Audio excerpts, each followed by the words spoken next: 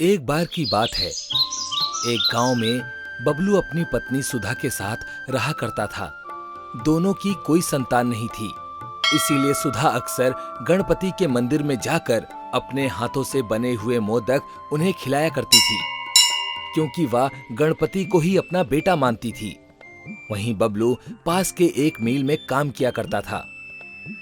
एक दिन जब सुधा गणपति को भोग लगा रही होती है, तब पंडित जी कहते हैं, सुधा बेटी, तुम रोज रोज इतनी सुबह सुबह उठकर मोदक बनाकर मंदिर में भोग लगाने आती हो। थोड़ा देर से भी आओगी तब भी तुम्हारा भोग पहले लगा दिया करूंगा मैं। नहीं पंडित जी, मैं नहीं चाहती कि मेरे गणपति को सुबह सुबह भूखा रहना पड़े, इसीलिए मैं सबसे पहले उनको खाना खिलाती हूँ।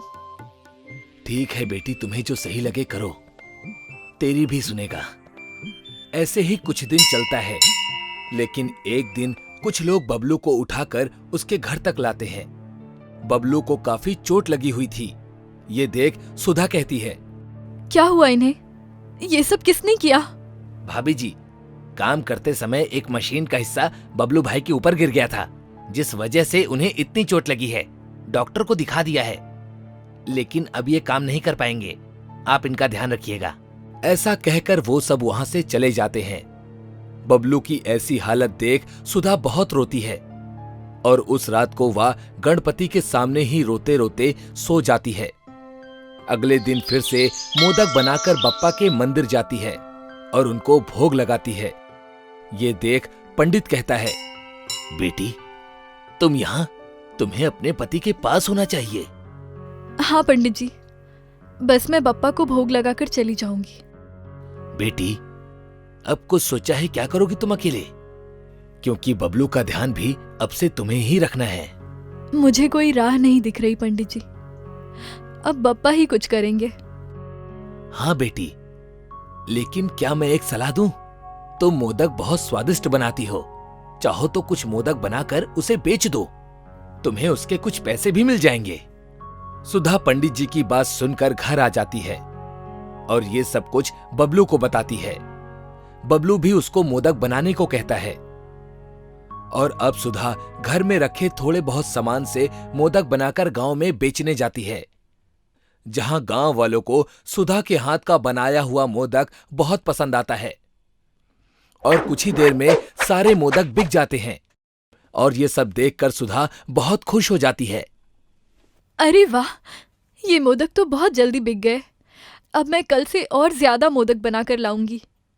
सुधा अगले दिन और मोदक बनाने में लग गई, लेकिन ज्यादा मेहनत की वजह से वो बीमार भी पड़ गई और तभी उसने बप्पा को पुकारा। बप्पा, अब अगर मैं भी बीमार पड़ गई तो मेरे पति का ध्यान कौन रखेगा? आपको भोग कौन लगाएगा? इतना कहते ही सुधा के घर में एक बालक आता है और वो कहता है, मैं हूं ना, बताओ क्या करना है। कौन हो तुम बालक? मेरा नाम गुन्नू है और मैं पास के गांव से ही हूं। मैंने सुना आपको मदद की जरूरत है, इसीलिए मैं आ गया। लेकिन तुम तो बहुत छोटे हो, मेरी मदद कैसे करोगे? मदद तो मैं कर दूंगा, लेकिन बदले में आप मुझे अपने हाथ का खाना बनाकर दे देना। गुन्नू की बातें सुनकर सुधा हंसने लगती है और उसकी बात मान जाती है और गुन्नू सुधा की मदद करने लग जाता है। गुन्नू गांव में जाकर मोदक बेच कर आने लगा और सुधा उसको खाना बनाकर देने लगी। जाते जाते गुन्नू सुधा से कहता है, आपके हाथों में जादू है, आपके हाथों के मोदक में जैसे अमृत है। अच्छा, चलो अभी घर जाओ, शाम होने वाली है, तुम्हारी माँ इंतजार कर रही होगी। सुधा उसकी बातों पर अक्सर हंस दिया करती थी और दिन ब दिन बबलू भी ठीक होने लगा था। सुधा रोज सबसे पहले अपने हाथ के बने मोदक से बप्पा को भोग लगाती, फिर उसके बाद वो बेचने जाती। ऐसे कई दिन निकल गए। गुन्नू भी सुधा की मदद को आ जाया करता था। देखते ही देखते सुधा के पास बहुत सारा पैसा हो जाता है और वो अपने लिए बड़ा सा घर और एक हलवाई की दुकान खरीद लेती है। सुधा बहन, जरा अपने दुकान के सबसे स्वादिष्ट मोदक हमें भी तो खिला दो। जी जरूर।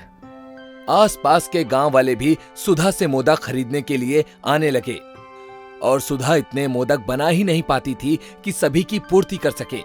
तब वह कुछ कर्मचारी काम के लिए रख लेती है, जिनको वह कहती है, देखो तुम सब मिलकर मोदक बनाओ, जितना जल्दी बन सके। जी हम बना देंगे, लेकिन लोग तो यहाँ आपके हाथों के मोदक लेने आते हैं। किसी को क्या पता लगेगा कि मोदक मैंने बनाए हैं या तुम लोगों ने। चलो जल्दी काम करो। अब सुधा खुद मोदक ना बनाकर कर्मचारियों से बनवाने लगी। तब एक दिन गुन्नू सुधा के पास जाकर कहता है, माँ, अब आपके मोदक में वो स्वाद नहीं आता, ऐसा क्यों? ऐसा कुछ नहीं है, मैं तो वैसे ही मोदक बना रही हूँ।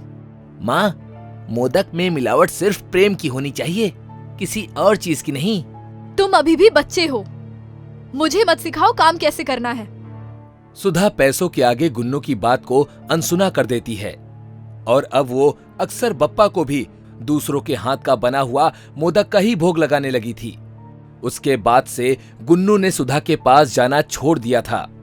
अब सुधा को भी गुन्नू की मदद की जरूरत नहीं लगती थी और सुधा पैसे की लालच में ऐसी फंसी कि उसने अपने कर्मचारी को कहा, अगर जरूरत पड़े तो मोदक में मिलावट भी कर दो।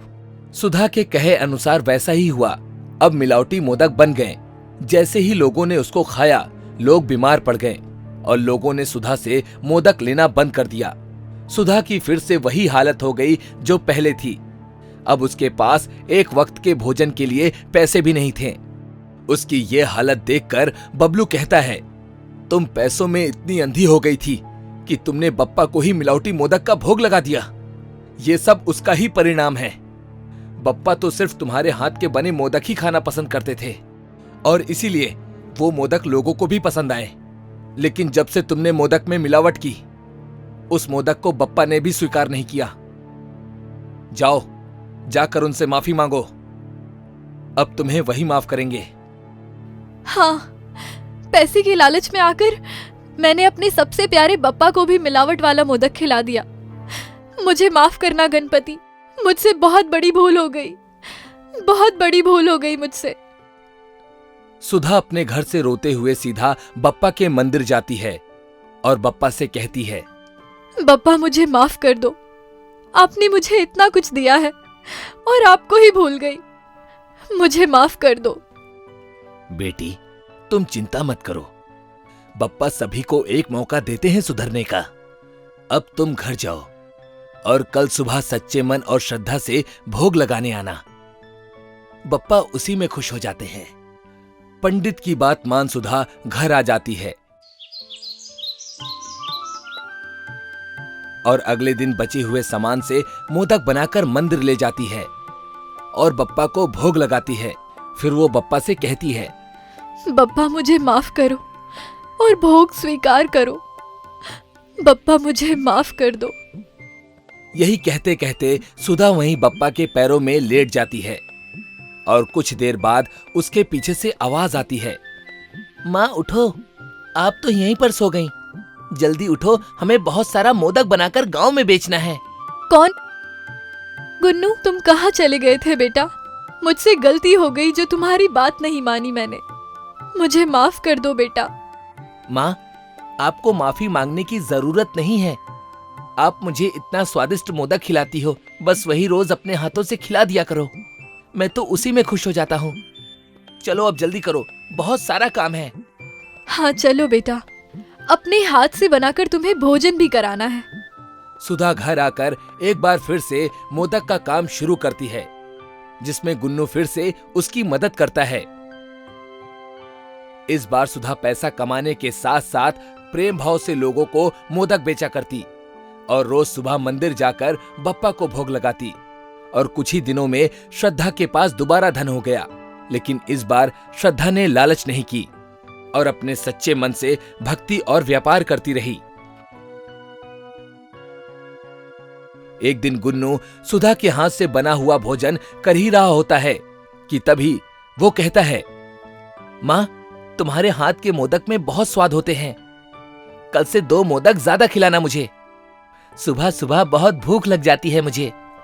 हाँ, लेकिन मैंने आज तक तुम्हें मोदक तो खिलाया ही नहीं और सुबह सुबह तो बप्पा को भोग लगा कर आती हूँ। सुधा का इतना कहना ही था कि घर में शांति हो जाती है और तभी सुधा गुन्नू की तरफ पलट कर देखती है, जहां अब कोई भी नहीं था। वह भागते हुए मंदिर जाती है और कहती है, बप्पा आप इतने वक्त से मेरे पास थे, मुझे दर्शन क्यों नहीं दिए? मैं अंधी थी जो आपके चमत्कार को देख ना सकी बप्पा। मुझे माफ कर दो, अनजाने में मैंने आपको क्या क्या कह दिया। मुझे दर्शन दो बप्पा। सुधा के इतना कहते ही उसके पास गुन्नू आ जाता है, जिसके दोनों हाथों में मोदक होता है, और वो सुधा से कहता है, माँ, मैंने कहा था ना, आपके मोदक में बहुत स्वाद होते हैं। ये आपका प्यार ही था जो मैं आपके सामने हूं। इतना कहकर बप्पा वहां से गायब हो जाते हैं। उसके बाद सुधा बप्पा की भक्ति और लोगों की मदद सच्चे मन से करने लगती है, और कुछ वक्त के बाद वो भी मां बन जाती है, जिसके बाद वो अपने परिवार के साथ हंसी खुशी रहती है। उधमपुर गांव में रामेश्वर नाम का एक किसान खेती बाड़ी कर अपना और अपने परिवार के साथ गुजारा करता था। उसकी पत्नी सुनीता और चारों बेटे दिनेश, रमेश, सुरेश और मितेश उसकी मदद करते थे। उसके परिवार की एकता देख गांव वाले जलते थे। भैया रामेश्वर, तुम्हारे तो ठाठ हैं। जब तक हाथ पैरों से बन रहा है तब तक काम करो, नहीं तो चार बेटे तुम्हारी सेवा में खड़े रहेंगे। हाँ भैया, बहुत किस्मत वाले हो। हमारी तो 2 बेटियां और 1 बेटा। यदि भगवान उसे सद्बुद्धि देंगे तो हमारा बुढ़ापा सुधर जाएगा, वरना भगवान ही मालिक हैं। अरे भैया, कैसी बातें करते हो? क्या लड़का और क्या लड़की, सब एक बराबर होते हैं। बल्कि मैं तो चाहता था कि एक लड़की हो जाए जो कि माँ बाप के सुख दुख को समझे, मगर लड़की की चाहत में 4 लड़के हो गए। अरे तुम तो अफसोस मना रहे हो। ये सोचो, राजा दशरथ की तरह 4 आज्ञाकारी बेटे हैं। आज के जमाने में इस तरह आज्ञाकारी संतान का होना बहुत बड़ी बात है। जरूर पिछले जन्म में मोती दान किए होंगे। भैया, अभी तो बच्चे छोटे हैं, बड़े होने पर क्या रंग दिखाएंगे किसने जाना। समय का पहिया घूमने लगा और रामेश्वर के चारों बेटों की एक एक कर शादी हो गई। अब उनका परिवार गांव में सबसे बड़ा संयुक्त परिवार था और बड़े परिवार के ढेर सारे कामकाज। बहुएं इतना सारा काम देखकर हमेशा मुंह बनाती और अपने पतियों से शिकायत करती, देखो जी, बहुत साल काम कर लिया, अब इतने बड़े परिवार का काम हमसे ना हो पाएगा। अरे कैसी बातें कर रही हो? तुम्हारे हाथ के नीचे तो 3 देवरानी हैं। तुम्हें काम की कैसी फिक्र? कहने को तो देवरानियां हैं, मगर हमेशा मेरे सर पे सवार रहती हैं। मायके से कोई भी काम सीख कर नहीं आई, सबको सब कुछ मैं ही सिखाती हूँ। घर के कामों में इस तरह पिसकर रह जाती हूँ कि अपने बच्चों पर भी ध्यान नहीं दे पाती। अब तो पिताजी से कह दो कि बंटवारा हो जाए। कैसी बातें कर रही हो तुम? घर का बंटवारा? अरे पिताजी सुनेंगे तो नाराज हो जाएंगे। दिनेश और उसकी पत्नी की बातें मंजली और संजली बहुएं सुन रही थीं। भाई साहब, दीदी सही कह रही हैं। अब तो बंटवारा हो ही जाना चाहिए। कब तक वो बेचारी हमारे किए हुए काम को अपना बताकर मम्मी जी से शाबाशी लेती रहेंगी? हम लोग काम करते हैं और मम्मी जी दीदी जी की बड़ाई करती रहती हैं। अब ये सब हमसे सहन नहीं होता। तुम लोग तो ऐसे बातें कर रही हो जैसे मैं कुछ करती ही नहीं। मैंने कब मना किया कि आप काम नहीं करती? आप तो लोगों के खिलाफ भाई साहब और मम्मी जी के कान भरने का काम करती हो। बातों ही बातों में शुरू हुई बहुओं की बात बहस का विकराल रूप ले चुकी थी। उन लोगों की लड़ने की आवाजें घर से नीचे तक आ रही थीं। खेत से लौटकर आए तीनों बेटे अपनी पत्नियों की जोर जोर से आवाजें सुनकर तुरंत हॉल में आ गए। चुप करिए, ये आप सब लोग क्या कर रहे हैं? यहाँ पर बड़े भाई साहब खड़े हैं, उसके बावजूद आप सब लोग लड़ाई कर रहे हैं। और नहीं तो क्या, छोटे बड़े भाई का कोई लिहाज ही नहीं है। देखो देवर जी, हमें बड़े छोटे का लिहाज मत सिखाओ। बात बड़ी भाभी ने शुरू की थी।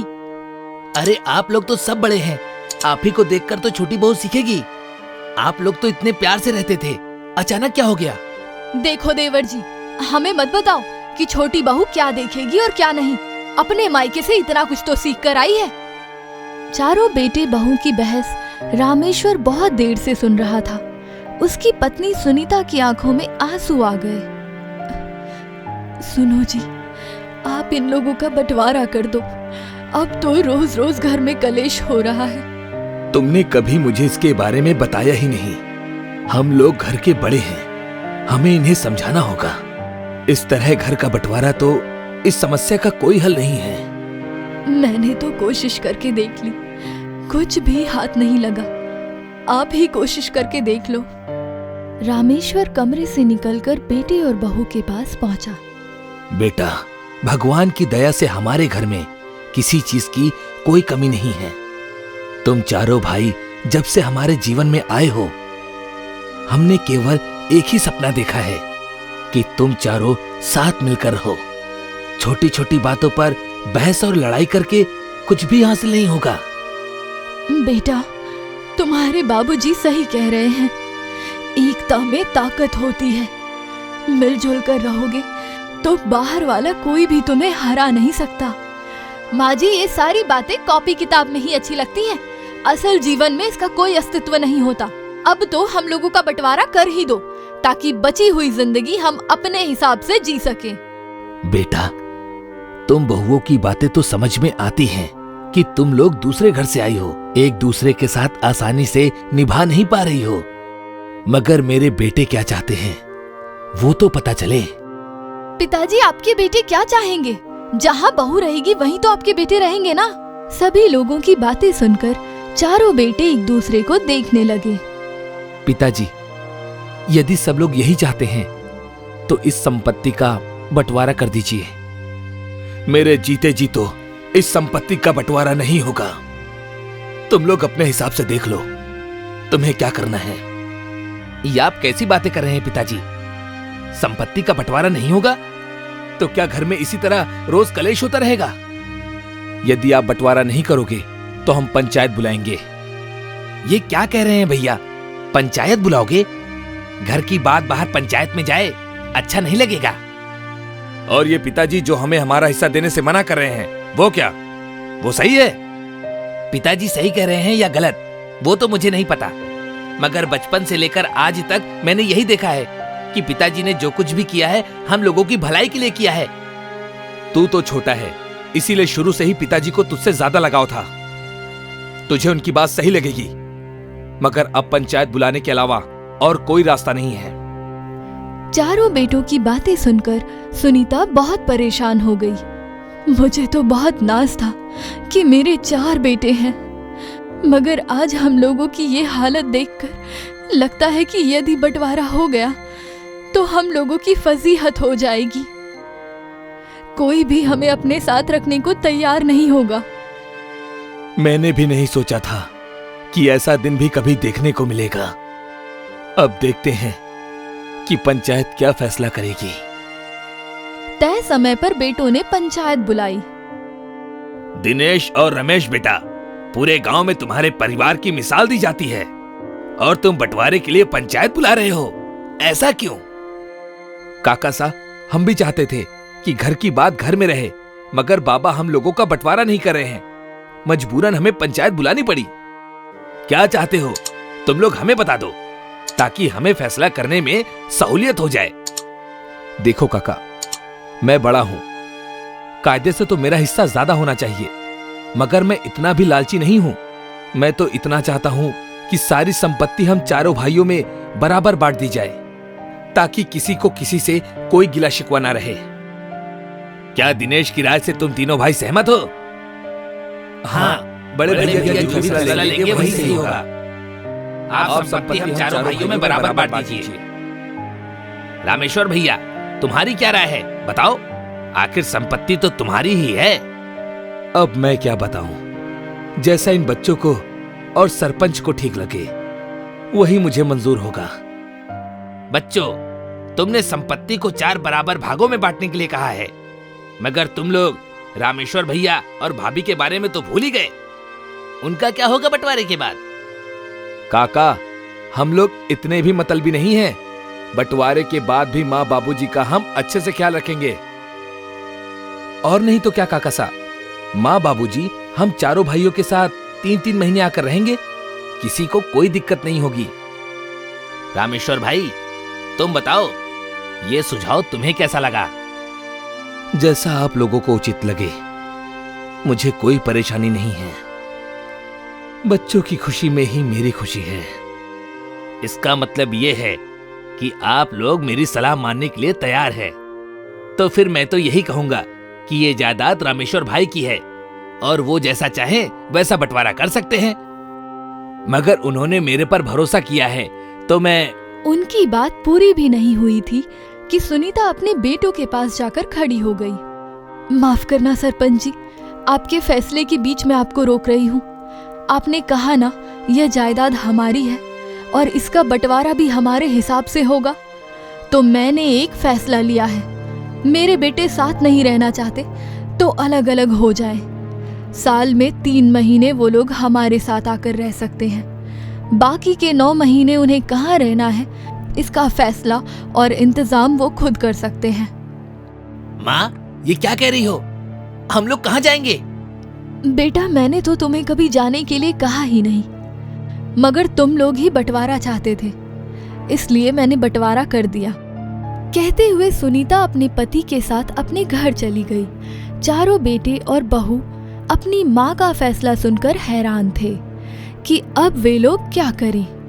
दूसरी तरफ पूरी पंचायत सुनीता के फैसले की तारीफ कर रही थी।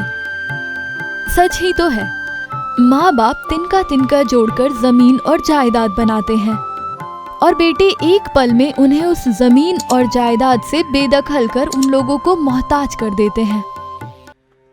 लीलावती मरते वक्त अपने दोनों बेटों की जमीन का बंटवारा कर गई थी। रामू चालाक था और राजू सीधा साधा होता है। रामू ने चालाकी से राजू से बंजर भूमि के कागजों पर दस्तखत करवा लिए थे, जिसकी वजह से रामू ने अच्छी भूमि अपने हिस्से में ले ली और राजू को बंजर भूमि दे दी। देख भाई, जब तक माँ जिंदा थी तब तक तो ठीक था। अब मेरी भी गृहस्थी है, मैं कब तक तुम्हारा बोझ अपने सिर पर लेता रहूंगा? तुम अपनी जमीन को अपने पास रखो और अपना जीवन यापन करो। आज के बाद तुम्हारा मुझसे कोई रिश्ता नहीं है। ये लो अपना बोरिया बिस्तर और अपना इंतजाम कहीं और देख लो। भैया, माँ ऐसा कैसे कर सकती हैं? आपको इतना हरा भरा खेत और मुझे बंजर भूमि कैसे दे सकती हैं?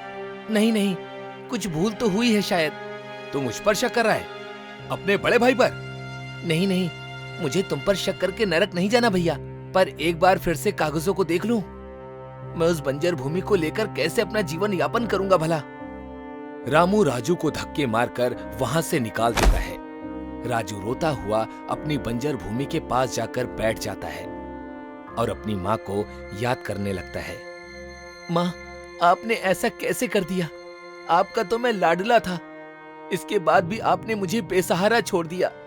एक तो आप मुझे छोड़कर चली गईं, दूसरा ये बंजर भूमि दे गईं। माँ, मुझे अपने पास बुला लो, मेरी जीने की कोई इच्छा नहीं है, क्योंकि इस बंजर भूमि पर तो मैं कुछ भी नहीं उगा सकता। भूखे मरने से अच्छा है मुझे उससे पहले ही मौत आ जाए। राजू अपनी किस्मत पर रो रहा था, तभी वहां से एक अंधा साधु जा रहा था, जिसे कुछ दिखाई नहीं दे रहा था। इस वजह से वह गड्ढे में गिर जाता है। राजू तुरंत वहां उसको बचाने के लिए पहुंच जाता है और उसके कपड़ों पर लगे कीचड़ को साफ करता है। साधु उसकी हालत को उसका हाथ पकड़ते ही समझ जाता है। तुमने मेरी बहुत मदद की है, तुम हमेशा खुश रहोगे, लेकिन तुम खुश नजर नहीं आ रहे हो। किस बात से इतने परेशान हो? तेरी आंखों से आंसू बह जा रहे हैं। आपको तो दिखाई नहीं दे रहा, फिर भी आपको कैसे पता कि मैं रो रहा हूं? हम महात्माओं की आंखें नहीं हैं, पर मन की आंखें जरूर होती हैं। मुझे तुम्हारा हाथ पकड़ते ही तुम्हारे हृदय गति से तुम्हारे मन की परेशानी पता लग गई है। सच बताओ, क्या परेशानी है? राजू साधु महात्मा को सारी बातें बता देता है। साधु महात्मा उसको दिलासा देते हुए कहते हैं, तुम चिंता क्यों करते हो? तुम सिर्फ कर्म करो, फल की इच्छा मत रखो। तुम्हारे कर्मों का फल तुम्हें अवश्य ही मिलेगा। तुम इस बंजर भूमि पर खेती के लिए हल चलाओ, बाकी ईश्वर की इच्छा। राजू साधु महात्मा की बात मानकर खेत में हल चलाना शुरू कर देता है। और चारों तरफ नजर दौड़ाकर देखकर फिर उदास बैठ जाता है। साधु के कहने पर खेत को जोत दिया, पर यहाँ तो आसपास कहीं भी पानी नहीं है। सिंचाई किससे करूं भला? हे भगवान, अब तू ही है, इस मुसीबत से निकाल मुझे। राजू परेशान होकर रात को वहीं पर सो जाता है। तभी उसको बादलों की गड़गड़ाहट की आवाज सुनाई देती है और उसकी आंख खुल जाती है और वह आसमान की तरफ देखता है तो पूरा आसमान बादलों से घिरा होता है। तभी उसके चेहरे पर एक मोटी बूंद आकर गिरती है। हे प्रभु, सच में आपकी माया अपरंपार है। अब मेरे खेत को सिंचाई के लिए पानी मिल जाएगा। राजू जल्दी जल्दी रात में सारे खेत में मुंडेर बना देता है, जिसकी वजह से बारिश का पानी कहीं न जाकर उसके खेत में ही रुक जाता है और पूरा खेत पानी से भर जाता है। यह देखकर राजू को बहुत खुशी होती है। धीरे धीरे उसकी फसल तैयार होनी शुरू हो जाती है, परंतु उस पर कोई फूल नहीं आता। बाकी सभी के खेत की फसल तो तैयार हो गई है, लेकिन मेरे खेतों में कोई फूल ही नहीं है। इस तरह की फसल का क्या फायदा भला? अरे ये क्या? इन पौधों के बीच ये चमकदार चीज क्या है? मुझे पास जाकर देखना होगा। राजू पास जाकर देखता है तो पौधों के बीच में एक सोने का सिक्का जगमगा रहा था। राजू उसको उठा लेता है। अभी तक मेरे पास कुछ भी नहीं था, अब मेरे पास सोने का सिक्का है। इसे बेचकर मैं खेत के लिए अच्छी खाद लेकर आऊंगा, जिससे मेरी फसल और अच्छी हो जाएगी। राजू उस सोने के सिक्के को बेचकर खेत का सामान लेकर आता है। इसी तरह से उसे रोज रात को सोने का सिक्का राजू को उसके खेत में मिलता। वो उसे बेचकर अपना जीवन यापन करता और खेती करता। उसे किसी प्रकार का लालच नहीं था। वहीं रामू एक बार उसी सुनार के पास जाता है जहां पर राजू सिक्का बेच कर आता है। वहां से उसे राजू के सोने के सिक्के की बात पता चलती है।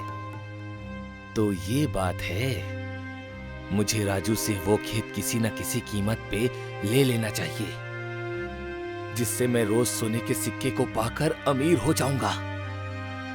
मुझे कल ही राजू से बात करनी होगी। रामू राजू से मिलने के लिए वहां चला जाता है और उससे कहता है, मुझे कारोबार में बहुत बड़ा घाटा हुआ है। मुझे अपना खेत किसी भी कीमत पर दे दो। पर क्यों? तुमने तो मुझे बंजर भूमि दी थी। अब इस बंजर भूमि को क्यों लेना चाहते हो? मैंने तुम्हारे साथ गलत किया है। अब मैं अपनी उसी बंजर भूमि को लेना चाहता हूं। तुम चाहो तो मेरी हरी भरी खेती ले सकते हो। रामू राजू से वह बंजर भूमि ले लेता है और रात भर उस खेत की पहरेदारी करता है, पर उसे कोई भी सोने का सिक्का नहीं मिलता। तभी वह साधु वहां से निकल रहा होता है। तभी रामू रोते हुए उसके पास जाता है और कहता है, ए साधु, तूने तो राजू को आशीर्वाद के रूप में रोज खेत में एक सोने का सिक्का दिया। अब यह खेत मेरे पास आ गया है। यहां तो फूटी कौड़ी भी नहीं है। इसमें मेरा आशीर्वाद कुछ भी नहीं था। यह सब उसके कर्मों का फल था। उसने मेहनत की तो उसको उसका फल मिला, और तुमने लालच में आकर उसकी भूमि को हासिल तो कर लिया, लेकिन तुम्हारा कर्म है जो तुम्हें सोने का सिक्का नहीं मिला। इस तरह से तो मैं बर्बाद हो जाऊंगा। साधु अपनी बात पूरी कहकर वहां से चला जाता है। रामू अपने कर्मों को कोस रहा होता है। वहीं दूसरी ओर राजू सोने के सिक्कों से लोगों की मदद करता था और अपना अच्छी तरह से जीवन यापन करता था। जो भी उसको खेतों में मिलता वह खजाने के रूप में उसके पास रहता, और रामू दिन पर दिन गरीब होता जा रहा था, क्योंकि अब उसके पास बंजर भूमि थी। वह हताश होकर राजू के पास जाता है। मुझे माफ कर दो राजू, इस बार मैं सच में शर्मिंदा हूं। सुबह का भूला अगर शाम को घर वापस आ जाए तो उसे भूला नहीं कहते। आओ भाई, हम दोनों मिलकर इस खेत पर खेती करेंगे और इससे मिलने वाले मुनाफे से लोगों की जितनी हो सके मदद करेंगे। राजू और रामू दोनों मिलकर खेती करते। और उस खेत से मिलने वाले सिक्के को लोगों में बांट देते थे, जिससे उनकी तरक्की दिन पर दिन होती ही जा रही थी और गांव वाले भी दोनों की दरियादिली से बहुत ज्यादा खुश थे। राजा चंद्रभान के राज्य में सभी लोग खुशी खुशी निवास कर रहे थे। किसी को कोई दुख और तकलीफ नहीं थी। राजा ने अपनी प्रजा की सुरक्षा के लिए अपनी सेना को तो तैयार रखा ही था, साथ ही बुरी शक्तियों से अपनी प्रजा को बचाने के लिए भी उन्होंने अपने राज्य के आसपास अपने गुरु की मदद से ऐसे सुरक्षा घेरा बनाया हुआ था कि कोई भी बुरी शक्ति उनके राज्य में दाखिल नहीं हो सकती थी। चारों ओर राजा के इस तरह के प्रबंध के कारण कोई भी बुरी शक्ति उनके राज्य को नुकसान नहीं पहुंचा पा रही थी। इस कारण सभी शक्तियां कमजोर होने लगी। ऐसे ही अमावस्या की एक रात जब बुरी शक्तियां अपने चरम पर थीं, सभी ने एक साथ राजा के राज्य में घुसने की कोशिश करी, मगर वे नाकामयाब हो गईं। सारी बुरी शक्तियां एक साथ इकट्ठा होकर एक गुफा के अंदर अपनी समस्या का समाधान ढूंढने की कोशिश करने लगे। हमारी सीमा तो इस राज्य के आसपास ही है, हम लोग इस राज्य को छोड़कर कहीं नहीं जा सकते। ऐसे में यदि हम लोगों को खून नहीं मिलेगा तो हम लोगों का अस्तित्व ही खत्म हो जाएगा। यही हम भी सोच रहे थे, मगर कोई तो रास्ता होगा जिससे हमें खून मिल सके। इंसानों का खून तो दूर की बात है, जानवरों का खून भी नसीब नहीं हो रहा है। धीरे धीरे लोगों के मन से हमारा खौफ भी खत्म हो रहा है। कुछ तो करना होगा। अब तो सिर्फ एक ही रास्ता नजर आ रहा है, जहां पर हकीकत में नहीं पहुंचा जा सकता। स्वप्न में पहुंचकर लोगों को डराना होगा। यह कैसे संभव है? रात्रि के समय सब गहरी नींद में होते हैं। उस समय हम लोगों के स्वप्न में जाकर उन लोगों को सम्मोहित कर उन्हें सुरक्षा घेरे से बाहर निकालकर हमारा काम आसानी से कर सकते हैं। मैं इस गुफा के बाहर ऐसा माया जाल बना दूंगा कि यह गुफा किसी को भी नजर नहीं आएगी। फिर इस गुफा की शक्तियां तुम्हें लोगों को सम्मोहित करने में मदद करेगी। बस अब कल रात का इंतजार है और फिर हम लोग हमारे मकसद में कामयाब हो जाएंगे। कोई सोच भी नहीं सकता कि हम अपना शिकार करेंगे। अगली रात्रि जैसे ही सब लोग गहरी निद्रा में सोए हुए थे, वो चुड़ैल उसी गुफा से लोगों के स्वप्न को नियंत्रित करने की कोशिश करने लगी। उसने अपना पहला शिकार एक छोटे से बच्चे को बनाया। छोटे बच्चे जो परियों से प्यार तो करते हैं मगर चुड़ैल से डरते हैं। एक 9 साल की बच्ची जो अपने दादी से परियों की कहानी सुनते सुनते सो चुकी थी, उसके स्वप्न में आकर चुड़ैल उसे डरा रही थी। दादी की कहानी से उल्टा किस्सा उसके स्वप्न में चल रहा था। एक परी उसे खाने के लिए उसकी तरफ बढ़ रही थी कि वो चुड़ैल उसे उस परी से बचा लेती है। चुड़ैल का भयानक रूप देखकर वो बच्ची एक बार तो डर जाती है। क्यों डर रही हो मेरी बच्ची? मैं अच्छी चुड़ैल हूँ। तुमने देखा ना, मैंने उस खतरनाक परी के चंगुल से तुम्हें बचाया था। क्यों डर रही हो? यहाँ पर सब लोग बहुत बुरे हैं। तुम्हारी दादी ने परियों की अच्छाई के बारे में बताया था और देखो, वो तुम्हें मारने के लिए आ गई। कोई भी तुम्हें बचाने नहीं आया, सिर्फ मैं आई हूँ। आ जाओ मेरे साथ, मैं तुमको सबसे बचाने के लिए आई हूँ। मैं तुम्हें इन सब बुरे लोगों से दूर ले जाऊंगी।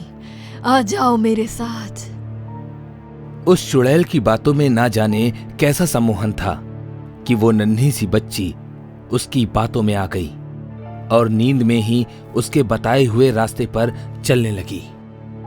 कुछ देर बाद जब उसकी दादी की नींद खुली तो वो अपनी पोती को आसपास ढूंढने लगी, मगर उनकी पोती कहीं भी नहीं थी।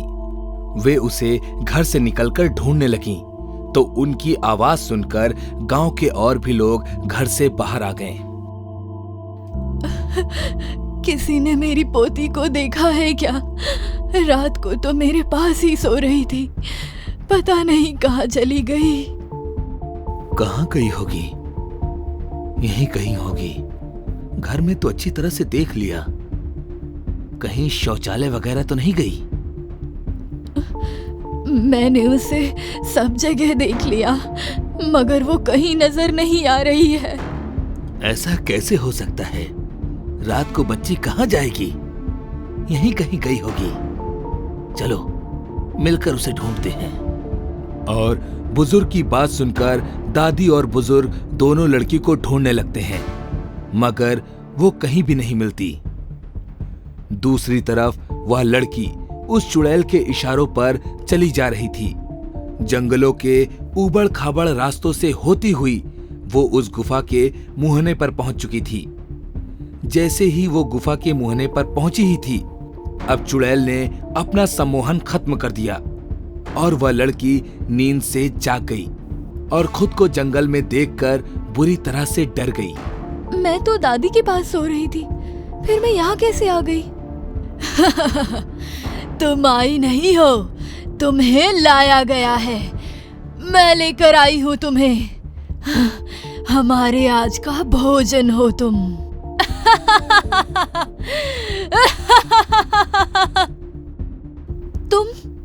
मगर तुम तो अच्छी चुड़ैल हो, तुमने तो मुझे परी से बचाया था।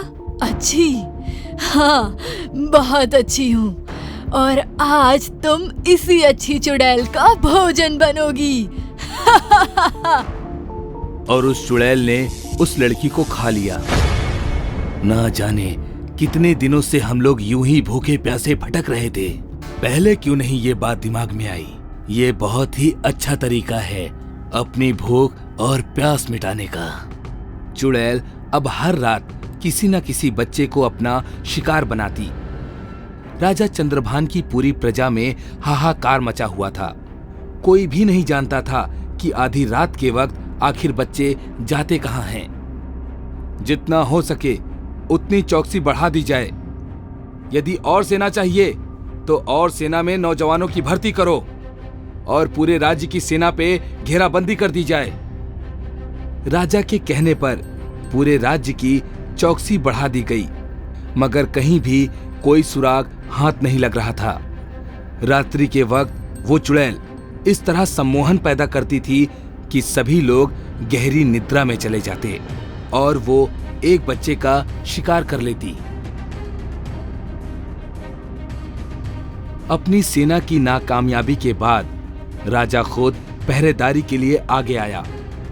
उस रात पहरेदारी करते समय सच का पता चला कि शक्ति से वशीभूत होकर सभी लोग गहरी निद्रा में पहुंच जाते हैं। सभी लोग गहरी निद्रा में थे।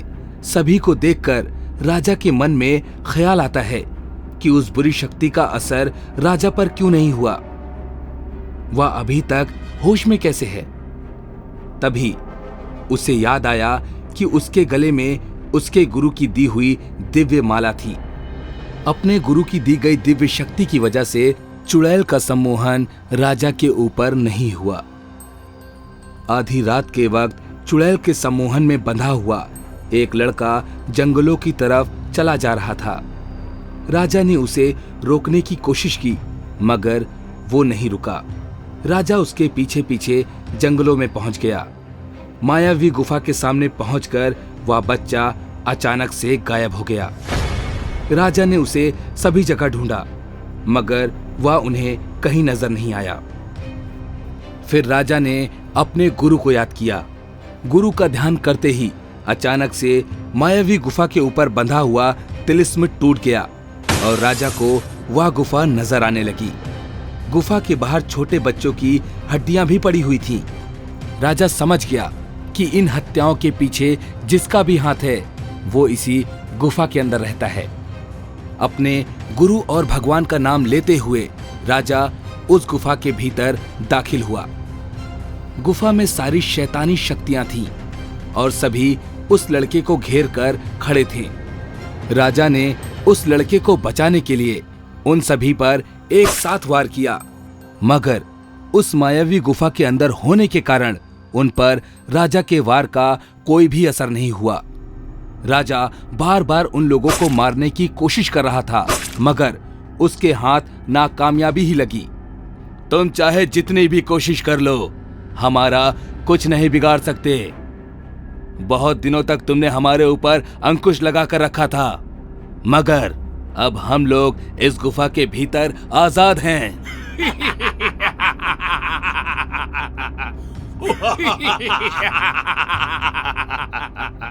ये कहते हुए वो शैतान जोर जोर से हंसने लगा और उसने राजा के ऊपर वार किया, मगर राजा के ऊपर उसके वार का कोई भी असर नहीं हुआ, क्योंकि उसके पास उसके गुरु की दी हुई शक्तियां थीं। दोनों के बीच युद्ध चल रहा था कि राजा के गुरु उस गुफा में प्रकट हुए और बोले, वत्स, ये लोग अभी इस मायावी गुफा के अंदर हैं। यहाँ पर इनकी मौत नहीं हो सकती।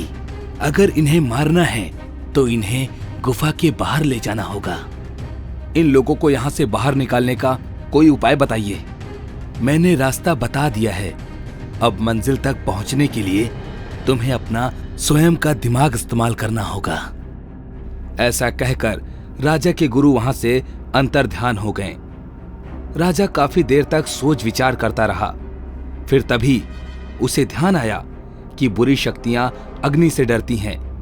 वह तुरंत गुफा के बाहर निकला और जंगल से सूखी लकड़ियां इकट्ठा करके गुफा के बाहर आग जला दी।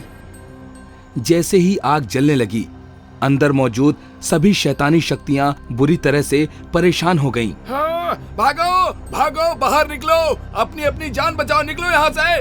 वो लोग तुरंत उस आग की चपेट से बचने के लिए गुफा से बाहर आ गए। जैसे ही वे लोग गुफा से बाहर आए, हाँ!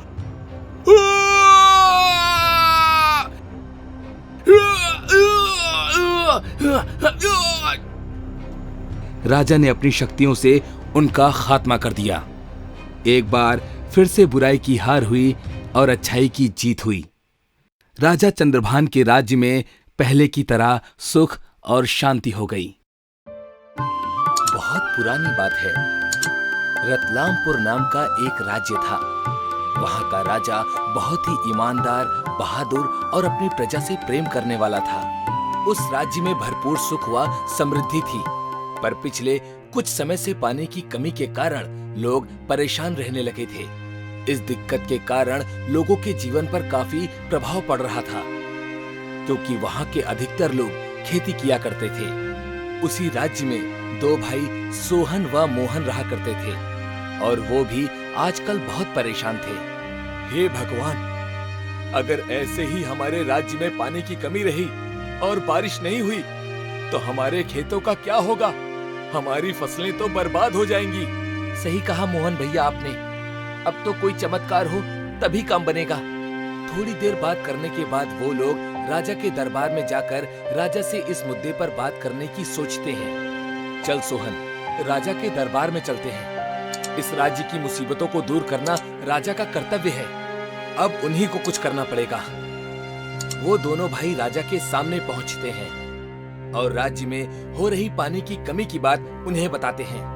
महाराज, हमारे राज्य में पानी की बहुत कमी हो गई है।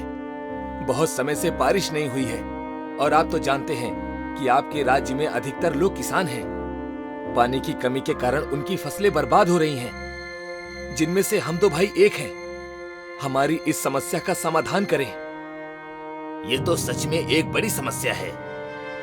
इसका हल निकालना बहुत जरूरी है। राजा इतना ही बोल पाया होता है कि दरबान आकर उसको बताता है कि कोई राहगीर आया है और वो अंदर आने की आज्ञा मांग रहा है। राजा उसको आज्ञा दे देता है। राहगीर एक पिंजरा हाथ में लिए अंदर आता है। उस पिंजरे में एक खूबसूरत चिड़िया होती है और वो कहता है, महाराज की जय हो। मेरा नाम सीताराम है और मैं एक जादुई चिड़िया लेकर आया हूँ। जादुई चिड़िया? जी हाँ महाराज, मेरे पास इस पिंजरे में जो चिड़िया है ये जादुई है। मैं चुनौती देता हूँ कि कोई इसे पकड़ कर दिखाए। जो कोई भी इसे पकड़ेगा या उसकी एक इच्छा पूरी करेगी। पर अगर वो व्यक्ति इसे नहीं पकड़ पाता है तो वो 1 महीने तक इस चिड़िया का गुलाम बनकर रहेगा। तो क्या आपके पूरे राज्य में ऐसा कोई व्यक्ति है जो यह चुनौती ले सके? ऐसा है तो हमें थोड़ा सोचने का समय दो। तभी अचानक मोहन बोल उठता है, महाराज, अगर आपकी आज्ञा हो तो क्या मैं ये चुनौती ले सकता हूं? मैं इस चिड़िया को पकड़कर अपने राज्य के पानी की समस्या को खत्म करना चाहता हूं। मेरी आज्ञा है, लेकिन इतना ध्यान रखना, अगर नहीं पकड़ पाए तो 1 महीने तक इस चिड़िया का गुलाम बनकर रहना पड़ेगा। मुझे मंजूर है। तो ठीक है, ये लो गई चिड़िया। ये बोलकर सीताराम चिड़िया का पिंजरा खोल देता है और चिड़िया उड़ जाती है। अब ये मोहन का काम था कि उसे जल्द से जल्द पकड़कर वापस सीताराम के पास लेकर आए। भैया, आपको इस चिड़िया को पकड़ना ही होगा, वरना हमारी पानी की समस्या तो खत्म नहीं होगी, बल्कि एक दिक्कत और बढ़ जाएगी कि आप उसके गुलाम बन जाएंगे। सोहन मेरे भाई, तू घबरा मत, मैं उस चिड़िया को जरूर पकड़ लूंगा। मोहन महल से बाहर निकल जाता है और इस चिड़िया को ढूंढने लगता है। वो चिड़िया दिखने में सबसे अलग थी, इसीलिए उसको ढूंढना थोड़ा आसान था। मोहन काफी देर तक इधर उधर घूमता रहता है और आखिरकार वो एक पेड़ पर बैठी दिखाई देती है। वो दूर से ही पेड़ के नीचे दाना डालता है। दाना देखकर चिड़िया नीचे उतरती है और उसके नीचे उतरते ही मोहन उसके ऊपर एक कपड़ा डाल देता है और उसे फौरन पकड़ लेता है। आखिरकार मैंने तुमको पकड़ ही लिया। चलो, अब मेरी इच्छा पूरी करो। इस राज्य में पानी की कमी को पूरी तरह से खत्म कर दो। मोहन ये बोलकर उस चिड़िया को वापस सीताराम के पास लेकर जाता है और उससे कहता है, ये लो अपनी चिड़िया और मेरी इच्छा पूरी करो। तुम्हारी इच्छा पूरी हो चुकी है। क्या मतलब? मोहन के इतना बोलते ही बारिश शुरू हो जाती है और कुछ लोग आकर बताते हैं कि राज्य के बीच से एक नदी बन गई है और इस तरह से पूरे राज्य के पानी की कमी खत्म हो गई। मोहन का भाई सोहन एक लालची आदमी था। ये सब देखकर वह सोचता है कि वो भी चिड़िया को पकड़े और उससे कुछ फायदा ले। वो सीताराम के पास जाकर चिड़िया को पकड़ने की चुनौती देता है और अंततः वो भी चिड़िया को पकड़ लेता है। मेरी इच्छा है कि मेरे बाल सोने के हो जाएं, जिन्हें काट कर मैं बेच सकूं और सबसे अमीर बन जाऊं। सोहन की ये इच्छा पूरी हो जाती है और सीताराम उस राज्य से चला जाता है। एक तरफ मोहन मेहनत से खेती कर रहा था, पर इधर सोहन अपने सोने के बाल बेचकर अमीर बनता जा रहा था। उसकी चाहत थी कि वो राजा से भी ज्यादा अमीर बन जाए। मोहन तो जब देखो तब बस मेहनत ही करता रहता है, उसमें तो अकल ही नहीं है। मैंने अपना दिमाग लगाया और देखो मैं कितना अमीर हो गया। सोहन अपना एक बड़ा सा महल बना लेता है, पर उसका लालच इतना बढ़ चुका होता है कि वे अपने बड़े भाई मोहन के खेत खलिहान भी हड़प लेता है। राज्य के सभी लोग अब सोहन से डरने लगे थे। राजा भी उसका कुछ नहीं बिगाड़ पा रहा था। सब लोग परेशान थे और भगवान से प्रार्थना कर रहे थे कि उन्हें इस मुसीबत से छुटकारा मिले। तब एक दिन, अरे ये मेरा सर इतना भारी क्यों लग रहा है? और मैंने अपने बाल कल ही तो काटे थे, इतने ज्यादा फिर से कैसे बढ़ गए? सोहन के सोने के बाल अब उसके लिए एक मुसीबत बन चुके थे। उसका सर इतना भारी हो गया था कि उसका अपने बिस्तर से उठना भी मुश्किल हो गया था और वो जितने भी बाल काटता था वो वापस से उग जाते थे। आखिरकार एक दिन बहुत ज्यादा परेशान होकर उसने अपने भाई मोहन को बुलाया और उससे कहा, मेरे भाई मोहन, मैंने अपने लालच के चक्कर में तुझे और इस पूरे राज्य को परेशान किया, जिसकी मुझे अब सजा मिल रही है। सोहन मोहन को अपनी पूरी परेशानी बताता है और उससे माफी मांगता है। मोहन ये तय करता है कि वो उस चिड़िया वाले को दोबारा ढूंढेगा और उससे इसका इलाज मांगेगा। तुम्हें अपनी गलती का एहसास है, यही मेरे लिए बहुत है। तुम फिक्र ना करो, मैं इसका कुछ ना कुछ इलाज ढूंढता हूं। ये कहकर मोहन वहां से निकल जाता है और सीताराम का पता लगाता है। उसके पास पहुंचकर वो उसे पूरी परेशानी बताता है तो वो कहता है, तुम्हें एक बार फिर से इस चिड़िया को पकड़ना होगा और इसके सामने अपनी इच्छा रखनी होगी।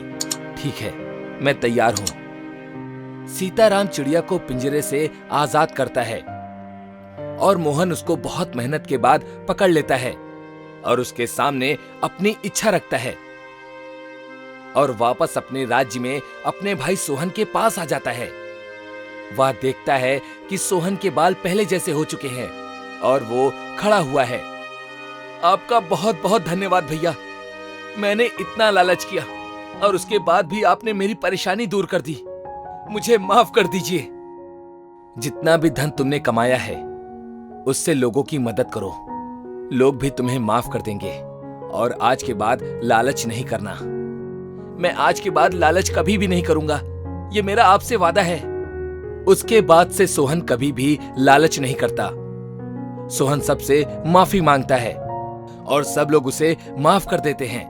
फिर दोनों भाई मिलकर पूरे राज्य की मदद करते हैं और हमेशा खुशी खुशी एक साथ रहते हैं। लालच एक बुरी बला है और उसका अंत कभी भी अच्छा नहीं होता।